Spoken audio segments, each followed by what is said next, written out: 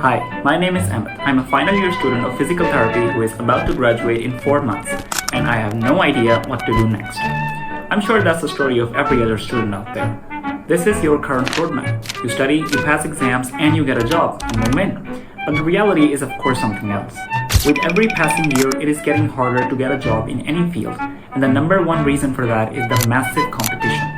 In the medical field, everybody wants to be a doctor.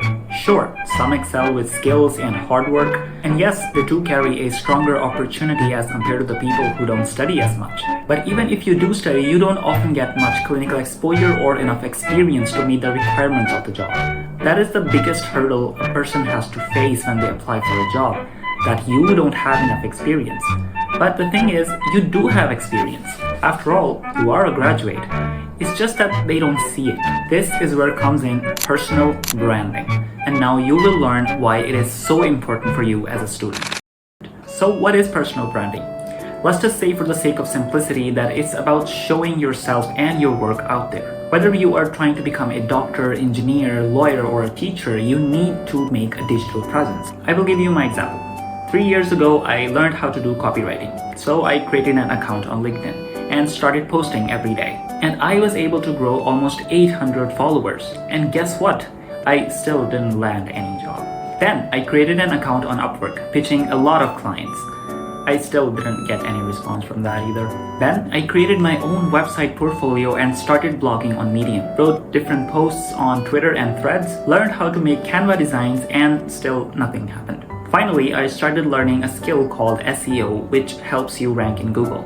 After 4 months, I left that as well. But about 2 years later, I wanted some clinical exposure in my field. So I created a CV using Canva and applied for an internship in a hospital setup. I showcased a few of my skills in Medium, presented my portfolio website, and offered a person to create a website for their clinical setup. Eventually, they said yes. Alongside that, I also got some few gigs online on Upwork, and one of those clients on Upwork turned into an online job. So you see, the portfolio website and the blog medium I created back then helped me get an internship today. The LinkedIn and Upwork profile I created 2 years ago helped me get an online job. On top of that, I learned a lot of things. And to this day, my work is still out there in the form of digital media. And yes, it takes time, but eventually things will get better. The thing is, the era of printing CVs and resumes is old now. Your digital presence will now be your CVs and resumes.